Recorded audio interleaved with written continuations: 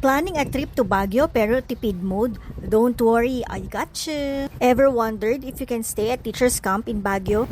Yes, you can! And it's super budget friendly. Dati kasi ang akala ko teachers lang o government employee ang pwede dito. Hindi pala. So, here's what to expect. Wide open spaces, cozy vibes, and lots of pine trees. Meron ding huge parking, fresh air, and that classic Baguio charm.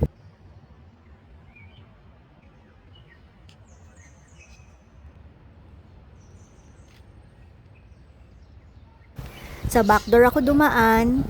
Andito si Daddy doon nagluluto ng breakfast. Yes, cooking is allowed. Start tayo sa sala. Ang luwag. Pwede kayong magtumbling dito, maghabulan, mag-ikot-ikot, maglaro. Sobrang spacious. Perfect kung madami kayo or may kids na active. Ang nagustuhan ko rito, ang daming bintana, kaya ang daming natural light. Ayun yung fireplace, kagabi nakasindihan kasi sobrang lamig. Ito yung dalawang rooms connecting sa isa't isa. Bawat room may 3 kama. Dito sa room na to, isang senior at saka 2 kong anak. Sama-sama naman sa kabilang rooms yung 3 seniors. May CR din sa kwarto na to kaso hindi ko na na-videohan. Ano yan? Turuan mo ko na. Ano ba yan?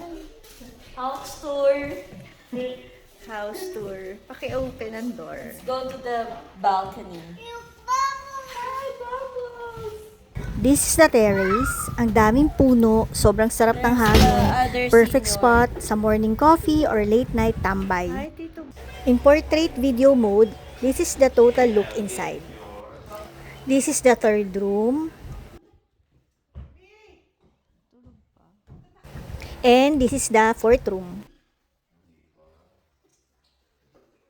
Ito naman ang dining and kitchen. This unit is only 5,500 per night. Imagine, buong family na kayo sa price na yan. May discount pa yan kung may kasama kayong senior or government employee. Teacher's Camp is not listed on Klook, but if you're looking for other hotel accommodations in Baguio or anywhere else, don't forget to use my code IreneLB Klook and Agoda IreneLB on Klook and Agoda. This video is not sponsored but I want to share with you guys, lalo na sa naghahanap ng murang accommodation. Sharing is caring. Good evening. On our next vlog, samahan nyo kami magbike sa Burnham Park. This was actually our first family lakwatsa after the pandemic. So medyo matagal na rin pero gusto ko pa rin i-share para maalala natin kung paano mag-travel noon na naka-face mask pa. Imagine, after years of being stuck sa bahay, nakapag-travel na tayo ulit. What the pandemic taught us is to never take family time and freedom to explore for granted at maging cautious lagi about sa health. That's it for now. Thank you so much for watching and please follow for more family lakwatsa and travel tips. Bye!